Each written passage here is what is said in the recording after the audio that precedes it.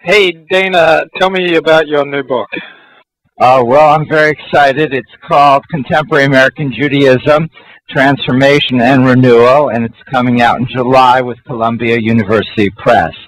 It deals with the question of how American Judaism has been changing over the last couple of decades and speculates just a little bit how it might continue to evolve or develop over the next couple of decades. And why did you write this book? Well, I guess I've been moving in this direction for a couple of years. As you know, my original publications have been mostly in the area of Reform Judaism, and obviously the Reform movement is only a sliver of American Judaism, and you can't really look at it out of the broader context. So what probably specifically got me involved in this was when Jacob Neusner asked me to write an article for the Encyclopedia of Judaism on what he asked exactly was an article on the topic of Judaism in the second half of the 20th century. So I wrote that, and that came out in 2003, and then that led into editing a book called The Cambridge Companion to American Judaism that you're familiar with, that came out in 2005. So those were my first two initiatives into the broader world of American Judaism as a whole, and so pretty much. As I was finishing the Cambridge Companion, I decided I needed to do a broader work, and here it is. The big difference that I try to document and analyze is the turn from denominational affiliation, where American Jews in the 1940s and 50s were saying I'm conservative, I'm Orthodox, I'm Reform, to a much more greater emphasis on spirituality, where we're finding a way to connect to the spiritual aspect of Judaism is what's most important, and denominational affiliation, although it hasn't disappeared by any means, has become secondary. What did you find most difficult about researching and putting together this book? Well, it's a much broader topic, so it required me to know a little bit about almost everything. So that made it enormously difficult. The focus is specifically on how the broader world of American Judaism has changed. And so I'm looking primarily at the non-Orthodox and the modern Orthodox, and I don't really get into the Haredi world. So I'm hoping that reviewers will understand this, that even though in the title it doesn't say, that I'm specifically looking at the general Jewish community, and will understand that. So I deal with the denominations a little bit just in chapter 3, where I talk about the rise and fall of the American Jewish denominations. But broadly based, I'm trying to see what are the trends beyond that. So it requires knowing a little bit about the Jewish Renewal movement, about Chabad and the impact that Chabad has had on the Baal Tshuva movement, and on numerous other influences that have affected American Jews and their relationship with their Judaism. How much of this book is based on your first-person experience?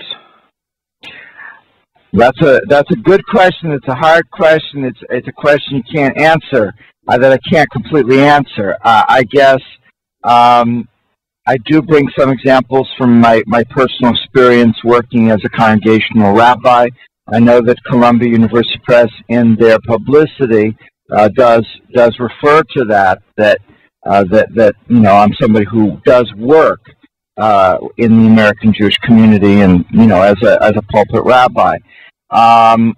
And I guess these are things that I've seen as having an impact on some people, on all people.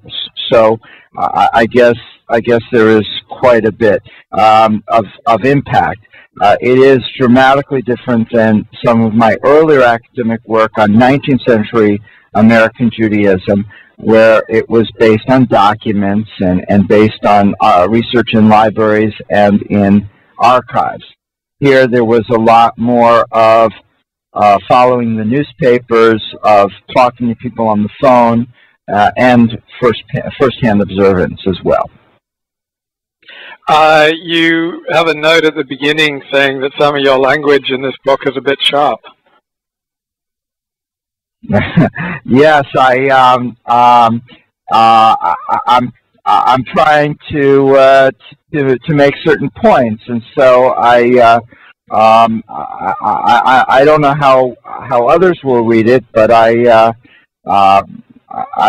certainly saying that, particularly in Chapter 6, radical responses to the suburban experience, that for many young Jews in particular, the way that they experienced suburban Judaism was not a positive experience.